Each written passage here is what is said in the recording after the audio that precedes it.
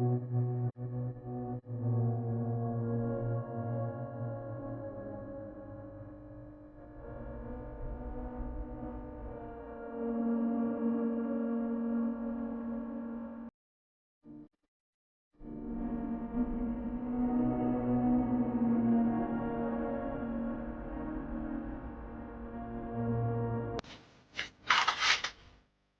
যে জমিদার বাড়িটি দেখতেছেন, এটা হচ্ছে প্রায় 150 বছরের পুরনো একটি জমিদার বাড়ি।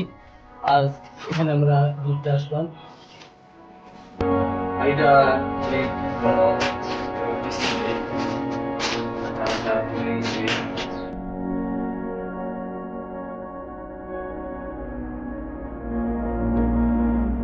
বাংলাদেশের উত্তরের জেলা কুড়িগ্রামের উলিপুর উপজেলার এক নিভৃত কোণে দাঁড়িয়ে আছে ইতিহাসের এক জীবন্ত সাক্ষী, পুরনো মুন্সিবাড়ি জমিদার বাড়ি।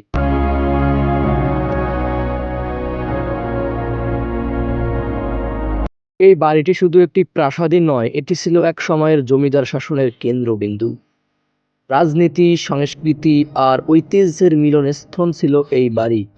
বছরের পর বছর ধরে বহু গল্প, বহু ইতিহাস জমে আছে এই ইট পাথরের গাঁথুনিতে।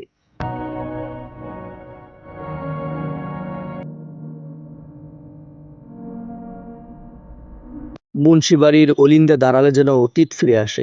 সেই জমিদারদের চলাফেরা, চাকর বাকরদের আনাগোনা আর এলাকার সাধারণ মানুষের হর্ষ বিষাদের কাহিনী যেন কানে বাজে।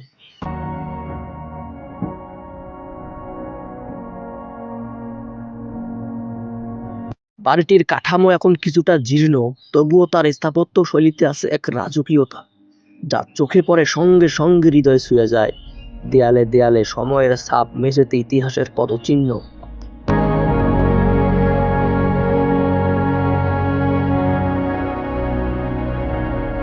এটা শুধু একটি পুরনো জমিদার বাড়ি নয়, এটি আমাদের সাংস্কৃতিক উত্তরাধিকার। এই ঐতিহাসিক নিদর্শন সংরক্ষণ করা আমাদের দায়িত্ব, যেন আগামী প্রজন্ম জানতে পারে তাদের গৌরবময় অতীত।